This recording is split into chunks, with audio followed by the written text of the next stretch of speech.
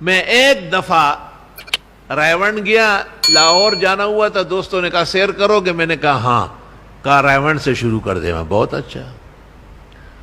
مغرب کی نماز سے پہلے ہم پہنچے تھے، یہ طارق جمیل میں نے دیکھا دیوار کے ساتھ کھڑا تھا، مجھے دیکھ رہا تھا، لیکن مولانا احسان صاحب نے کہا یار بھائی عبدالوہاب سے تو ملو۔ میں نے کہا ان کا اعلان ہوا ہے بیان کا، کہا اعلان ہوتے رہتے چلے۔ مولانا احسان کے ہمراہ، وہ زندہ ہے الحمدللہ، بھائی عبدالوہاب کے کمرے میں گئے۔ بھائی عبدالوہاب کو اس وقت اتنا تیز کشف ہوا کہ میں مان گیا کہ یہ صاحب دل ہے، کامل و اکمل ولی ہے۔ اور مجھے کہا ہم تو ایسے ہی ٹوٹا پھوٹا کام کرتے ہیں، لیکن اللہ نے اس میں برکت ڈالی ہے، لوگوں کو فائدہ ہو رہا ہے۔ پھر دو قصے مولانا یوسف بنوری کے سنائے، امریکہ و برطانیہ میں، کہ انہوں نے ہمارے ہاں بیان کیا، اس کی بہت ضرورت تھی۔ اور دو قصے مفتی محمود کے سنائے، ایک قصہ صرف سناتا ہوں۔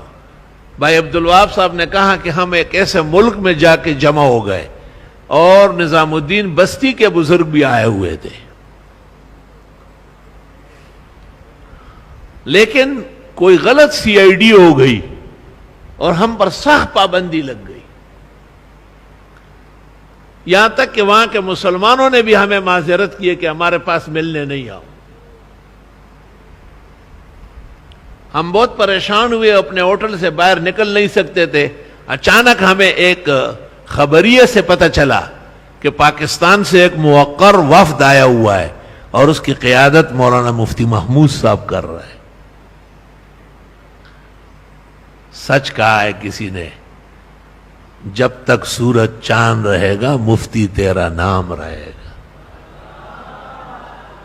عبد الشکور دن پوری زور سے جوش میں آیا، وے لوگو، مولانا مفتی محمود تھے، کبھی وہ بھی موجود تھے، شیخ الحدیث و شیخ التفسیر تھے، کبھی صوبہ سرحد کے وزیر تھے۔ تو بھائی عبدالوہاب نے کہا کہ ہم نے ایڑی چوٹی کا زور لگایا، اور ہم حضرت اقدس مفتی صاحب کی خدمت میں پہنچ گئے، اور ہم نے اپنا حال سنایا کہ یہ ہو رہا ہے ہمارے ساتھ۔ انہوں نے کہا کوشش کرتا ہوں کہ مجھے اس بارے میں بولنے کا موقع مل جائے۔ فرمایا کہ اس ملک میں جو ایجنڈا تھا وہ یہ تھا کہ اس وقت پورے عالم میں فساد پھیل رہا ہے، امن کیسے قائم ہوگا؟ تو حضرت مفتی صاحب نے کہا کہ مجھے اس بارے میں بیان کرنے دیں، اور فرمایا امن کے کچھ لوگ ہوتے ہیں، ان کے کچھ اخلاق اور اوصاف ہوتے ہیں، جب تک کہ وہ لوگ نہ ہو اور وہ اخلاق و اوصاف نہ ہو کبھی بھی امن قائم نہیں ہوگا۔ کہ ملک کے صدر نے اچانک پوچھا کہ وہ لوگ کہاں ملیں گے؟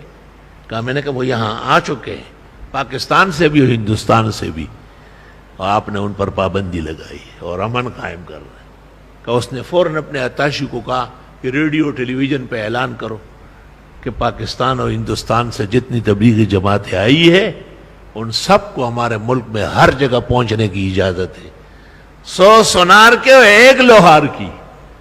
سبحان اللہ۔ بھائی عبدالوہاب قرآن کریم سامنے ہے، مسجد کا ماحول ہے، حالت صوم ہے۔ مجھے یہ واقعہ سنایا، میرے رونگٹے کھڑے ہو گئے، اور فرمایا حضرت تو ہمارے بہت بڑا سہارا تھے۔ کہا ہمیں دوبارہ ملاقات نصیب نہیں ہوئی، لیکن لوگوں نے ہمیں کہا کہ ریڈیو ٹیلی ویژن پر اعلان ہو گیا، اور حضرت مفتی صاحب نے بہت سخت سٹینڈ لے لیا اس پر کہ آپ کیوں ان کو روک رہے ہیں، یہ تو اچھائی پھیلا رہے ہیں، یہ تو دین کے داعی ہے۔